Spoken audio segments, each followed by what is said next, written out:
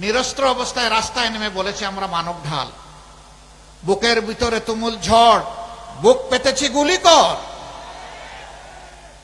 রাস্তায় দাঁড়িয়ে তাই বলেছে।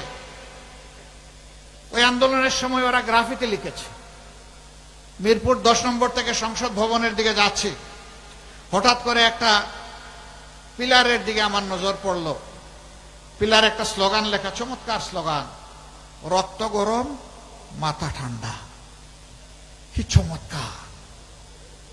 মানে আমরা অকুতোভয় সৈনিক, কিন্তু কারো উস্কানিতে আমরা পা দেব না। আল্লাহু আকবার! কি অর্থবহ এই স্লোগান! এবং পুরা আন্দোলনের সময় জুড়ে তারই পরিচয় দিয়েছে আমাদের সন্তানেরা। বলে যে গুলি করে ওদেরকে সরাইতে পারো না। স্যার, একটাকে মারি, একটাই তো পড়ে, বাকিরা তো 4টা দাঁড়াইয়া যায় স্যার।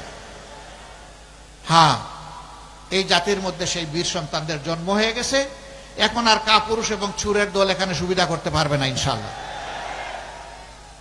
এই বীরেরা রক্ত দিয়ে যেহেতু আমাদের 3য় স্বাধীনতা আমাদেরকে এনে দিয়েছে, ইনশাআল্লাহ আবার আমরা সবাই রক্ত দিয়ে এই স্বাধীনতা রক্ষা করব। আমরা আমাদের সন্তানদেরকে কথা দিচ্ছি, তোমরা যে ন্যায় বিচার এবং তোমরা বৈষম্য সমাজ চেয়েছিলে, আমরা আল্লাহর উপর ভরসা করে বলছি সেই সমাজ প্রতিষ্ঠিত হওয়া পর্যন্ত, সেই স্লোগান বাস্তবায়ন হওয়া পর্যন্ত জীবন যায় যাবে, কিন্তু আমরা আমাদের আন্দোলন ছাড়ব না ইনশাআল্লাহ। সমস্ত মুলুকিয়ত বাদশাহীর মালিক আল্লাহ। আল্লাহ যাকে চান তাকে একটু ক্ষমতা দেন, আবার যখন বাড়াবাড়ি হয় তখন ঘাড়ে ঠিক মতো ধরে ক্ষমতা কেড়ে নেন। তুইজ্জু মান তাশাউ ওয়া তুযিল্লু মান তাশা।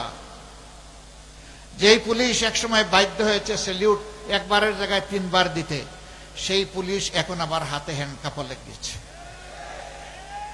এটা আল্লাহর বিধান। তাদের মধ্যে কেউ কেউ এমন আছে মনে করে এখন সেই আগের জমানা আছে।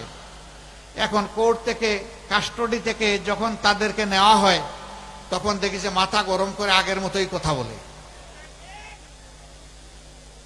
একবার এক ভদ্রলোক ঘুষ করছিল, বাড়িতে রাতের বেলা ফিরে এসে মুখ খুব কালো। স্ত্রী জিজ্ঞাসা করে, কি গো, আজকে তোমার চেহারা এত মলিন কেন? বলে যে আর বলিও না, চাকরি চলে গেছে। আরে চাকরি দিয়ে কি হবে, বেতন কয় টাকা পাও তুমি? আসল তো হইল মফস্বল, মানে ঘুষের কথা বলতেছে। বলে গো সখী, চাকরির সাথে মফস্বলও আজকে চলে গেছে।